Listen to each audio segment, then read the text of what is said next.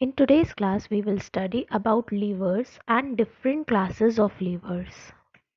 Lever is a simple machine which we use very commonly in our day-to-day life.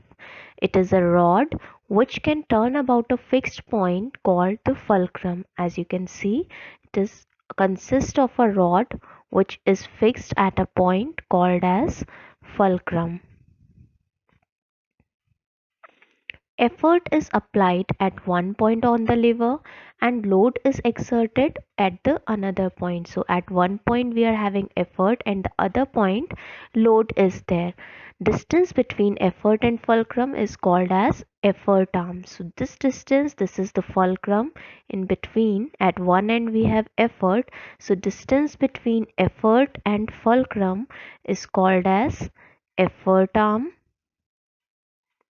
and the distance between load and fulcrum is called as load arm. So this is load and this is fulcrum. So distance between load and fulcrum is the load arm.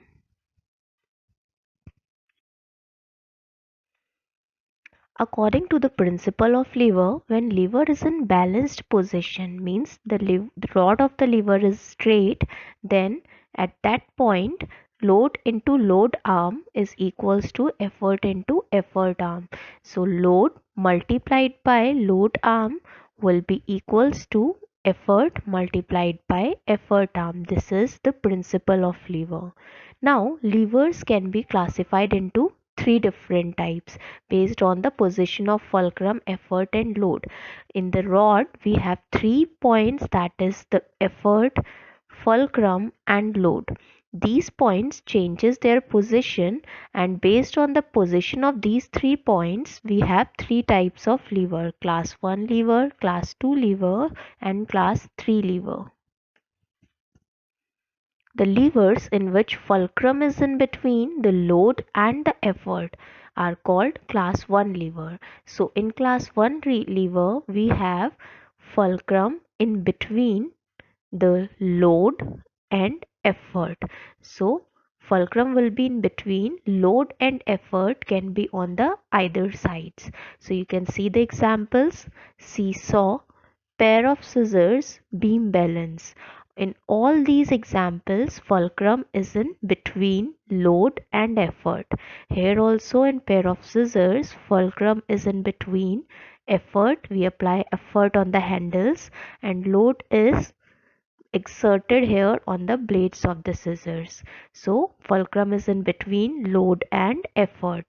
In beam balance, the middle point, the pivoted point, it is the fulcrum, and at one end load is placed and on the other end effort is applied. So in beam balance also this is example of class 1 lever. In class 2 lever, load is in between the fulcrum and effort.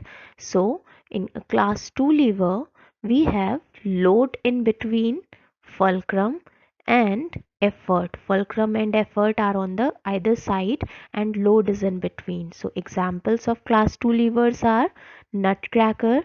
You can see load, that is the nut, is in between. Fulcrum is at one end, the fixed point fulcrum, it is at one end and we apply effort on the other end. Wheelbarrow, it is also an example of class 2 lever.